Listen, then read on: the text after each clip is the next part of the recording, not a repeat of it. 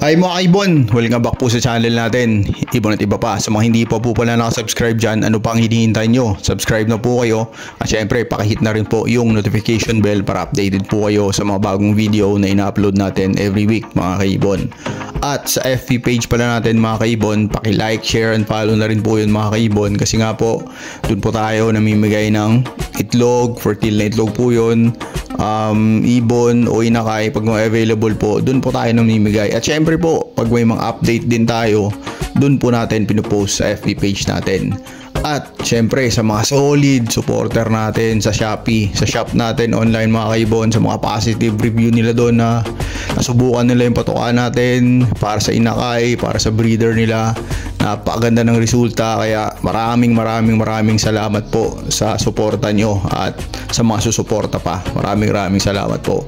Ngayong week na to mga kaibon, may announcement po tayo, napakasimple lang. At syempre mga kaibon, may magandang topic tayo. Ang topic natin galing sa isang kaibon din natin, nakita niya daw sa Facebook, kaya i-discuss natin to ng maganda mga kaibon. Napaka-interesting po to. At yung gusto niyang ipa-discuss sa atin mga kaibon is makakapagpabuga ka ba ng visual na yellow face kung ang gamit mo na materyales is possible split yellow face lang daw. Napakagandang katanungan nito mga kaibon. Himay-himayin po natin to kasi napakagandang topic nito mga kaibon. Okay? Pero syempre bago natin i-discuss yung napakagandang topic natin, magsa-shoutout muna tayo sa mga solid na sumusuporta sa channel natin. Okay, syempre ngayon mga kaibon, bago natin i-discuss yung napakagandang topic natin, mag-shoutout muna tayo sa mga solid supporter natin na walang sawang sumusuporta sa channel natin mga kaibon.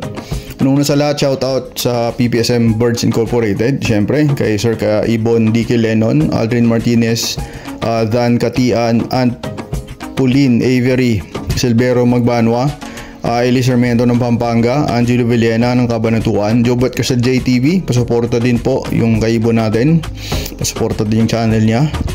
Danyaste Avery, Joey Tamayo Jr. ng Caloocan City, Arnel Macalma ng Bataan, Rico Nilasca, at anak niyang sina Tristan Sky, Nino Luis, James at si Betchay. Kay Tatay June of Lower Antipolo, shoutout po sa inyo dyan sa mga taga Antipolo. Rimel Padis, Ricky Punsalan, MOTS, Bataan, DCB Avery, Joel Estrada, Manaog, shoutout din po sa inyo dyan sir. Jaidet Ibunan ng Taguig Guadalupe, Frank Aguilar ng Binawan Rizal, Elmer Sinidoza ng Binawan Rizal, sa mga taga Rizal dyan, mabuhay po kayo. Joel Mariano at ang pamilya niyang sina mga taga-Angat Bulacan, EK Mini Avery, taga-Angat Bulacan din po to, shoutout sa inyo dyan. Jeng Zipol, kay Kaibon Jonathan Doqueza, kay Kaibon Rinaldo Karanay Kakao. Maraming salamat po sa suporta nyo mga kaibon. Okay mga kaibon, syempre i-discuss na natin yung napakagandang topic natin. At yung pamagat syempre ng topic natin, makapagpalabas po ba tayo ng visual na yellow face na ang gamit lang natin is possible split yellow face na materyales. Napakagandang topic nito mga kaibon, pero syempre himay-himayin natin kung saan galing yung possible split yellow face na yun mga kaibon.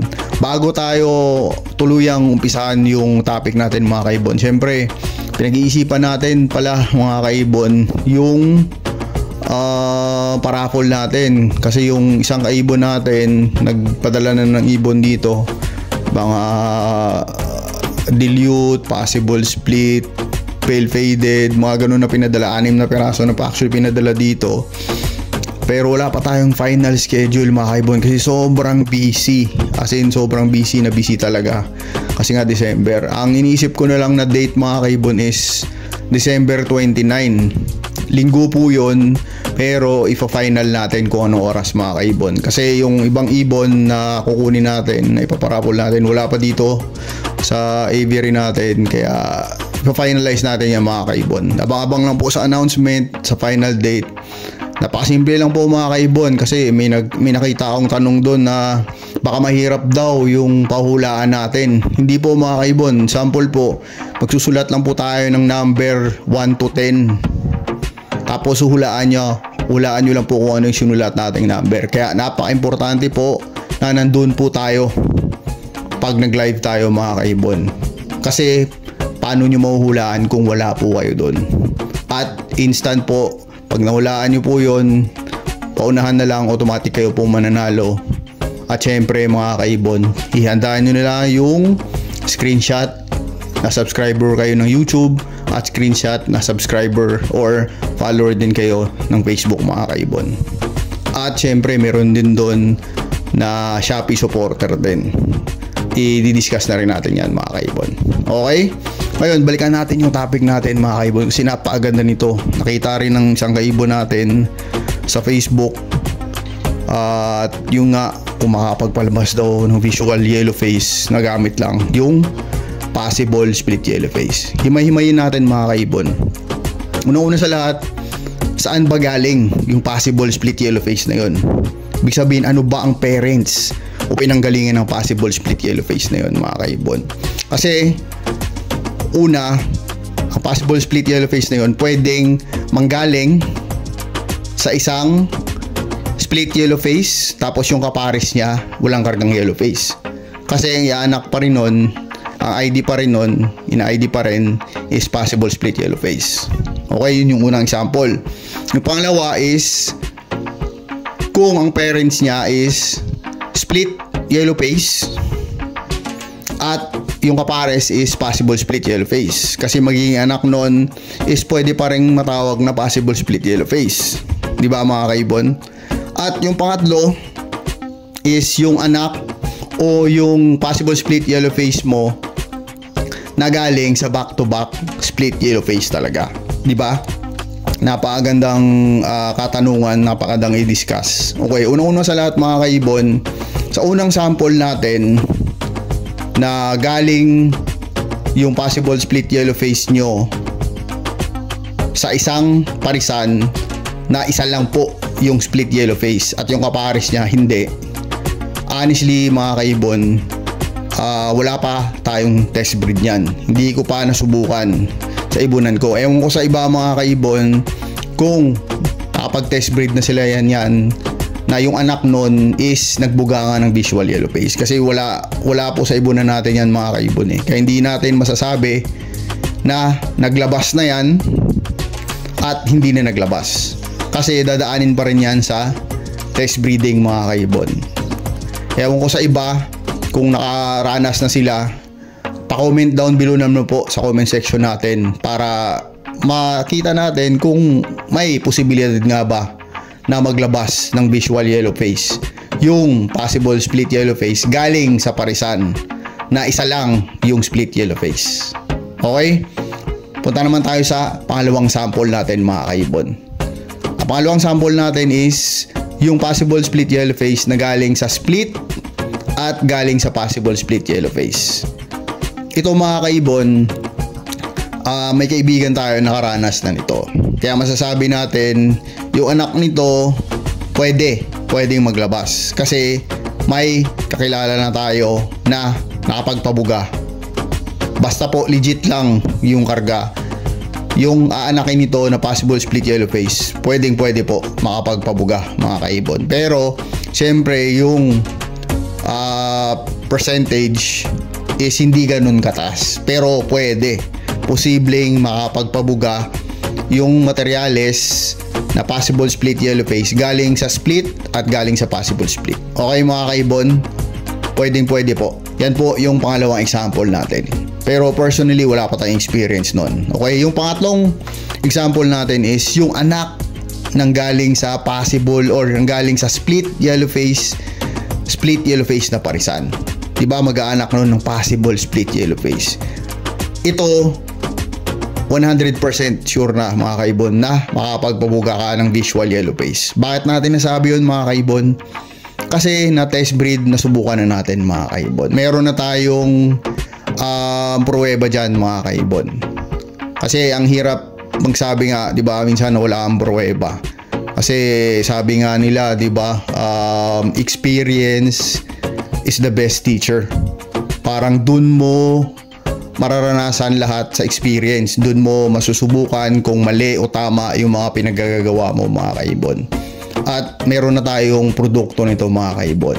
Kaya masasabi ko na ang possible split yellow face na materyales na galing sa back-to-back split yellow face mga kaibon, 100% sure mga kaibon, makapagpalabas po siya ng visual yellow face. Kasi nasubukan na natin, meron na tayo dyan, na test breed na natin, nakapagpalabas na mga kaibon. At yung percentage nito mataas. Okay mga kaibon, mataas yung percentage nito versus sa dalawang unang example natin mga kaibon. Yung una, wala pa tayo doon, hindi pa natin nasubukan yun kasi wala naman tayo ditong parisan sa ibon na natin na yung possible split yellow face natin is galing lang sa isang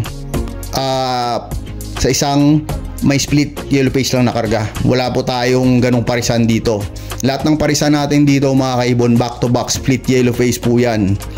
At sariling pabuga natin, kaya alam natin kung kung legit o hindi mga kaibon, kasi sariling pabuga po natin yan. Hindi po natin binili sa iba yan, hindi po natin binay and sell yan, wala pong ganun. Pabuga po natin, ilang parisan po natin dito, ganun po mga kaibon. Okay, yung pangalawa mga kaibon, medyo kasi may possibility talaga, pero hindi ganun kataas yung percentage niya. Kasi may kaibigan na tayo na nakasubok nito, nakapagpalabas rin naman mga kaibon. At yung pangatlo mga kaibon na sample natin, ito yung nasubukan na natin, subok na. Kasi may experience na tayo nito mga kaibon. Ito masasabi natin na makapagpalabas ka ng visual yellow face gamit lang ang possible split yellow face, pero yung parents is back to back split yellow face. Mataas ang percentage nito mga kaibon. Okay, actually nga mga kaibon, sa totoo lang, ang pag-ibon mahiwaga talaga to mga kaibon. Kasi may mga kaibigan din tayo na ang gamit lang is possible split yellow face, tapos ang kapares is visual yellow face. Tinatalo pa yung parisan na visual split at split yellow face sa paanak. Minsan mas marami pa magbuga ng visual yellow face. Kaya pagka yung yellow face nyo mga kaibon galing sa back to back split, yung possible split yellow face nyo, mataas ang porsyento mga kaibon na makapagpalabas kayo ng visual yellow face. Sa mga na-experience po sa mga parisan na yon, tapos nakagamit na yun ng mga materyales na yun mga kaibon, pa-comment down below po sa experience nyo kung ano yung na-experience nyo mga kaibon. Kasi mas maganda mga kaibon na test breed nyo na, nasubukan nyo na, kasi dun po may pinanghahawakan na po tayo mga kaibon. Okay? Pag may tanong po kayo mga kaibon o komento o may pa-discuss po kayo mga kaibon, pag kaya di-discuss natin yan mga kaibon.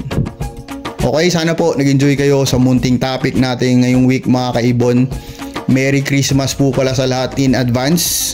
God bless po sa lahat ng minamahal nyo sa buhay. See you next time po mga kaibon. Ibon at iba pa. Maraming salamat po.